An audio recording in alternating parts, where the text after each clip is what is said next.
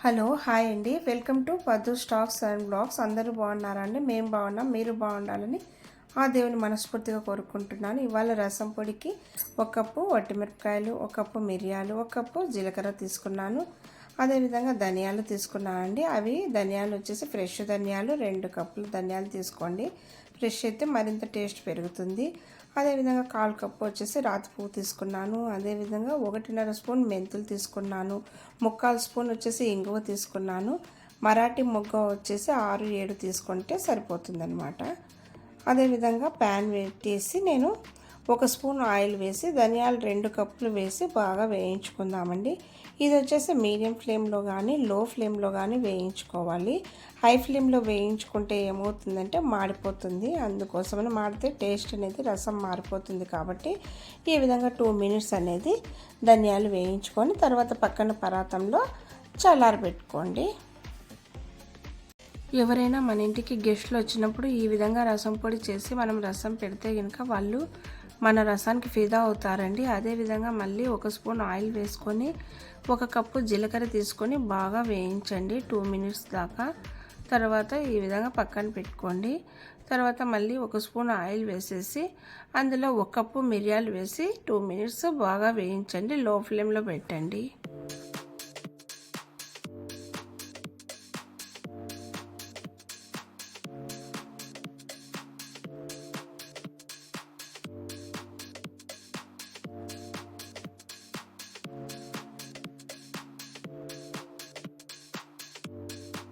తర్వాత మళ్ళీ 1 spoon oil తీసుకొని 1 కప్పు వట్టిమిరపకాయలండి, అంటే ఇవి 20 దాకా తీసుకున్నానండి నేనైతే కనుక. ఈ విధంగా బాగా వేయించండి మాడకుండా. అది వచ్చేసి 1 మినిట్ వేయించితే సరిపోతుంది అనమాట. వీటిని పక్కన పెట్టుకోండి. అదేవిధంగా మళ్ళీ 2 స్పూన్ల ఆయిల్ తీసుకోండి. తర్వాత దాంట్లో మరాఠీ మొగ్గ మనం పెద్దవి అయితే కనుక 6-7, చిన్న సైజు అయితే కనుక ఒక 8 సరిపోతుందండి. ఈ విధంగా బాగా వేయించి పక్కన పెట్టుకుందామండి, సరిపోతుంది.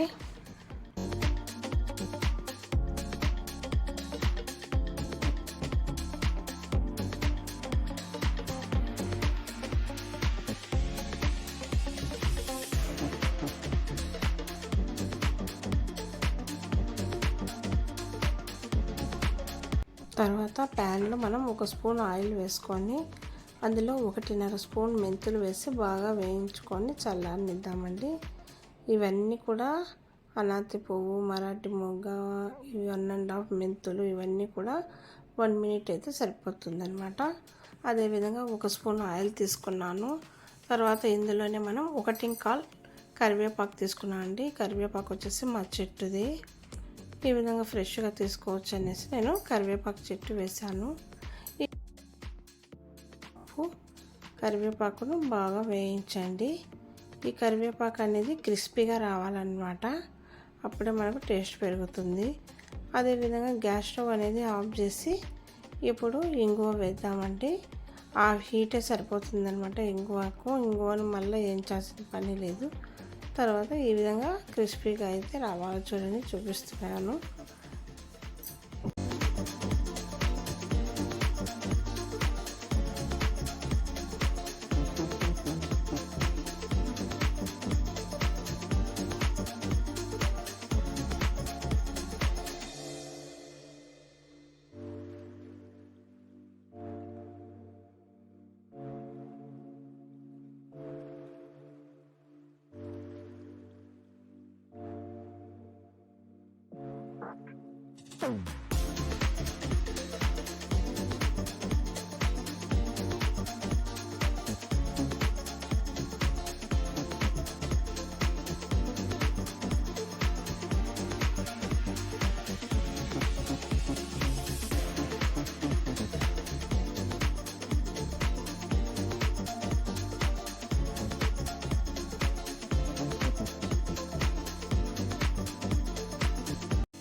ఈ విధంగా చల్లారబెట్టిన మిశ్రమాన్ని ఒక మిక్సీలో తీసుకుందామండి.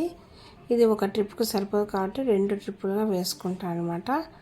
ఈ విధంగా మిక్సీలో అంతటిది న్యూస్ పేపర్లో బోర్లిచ్చేసాను. అప్పుడు పొడి అంతా వచ్చేసింది అనమాట. ఇప్పుడు న్యూస్ పేపర్తో ఈ విధంగా డబ్బాలు అయితే మనం వేసుకుంటున్నామన్నమాట.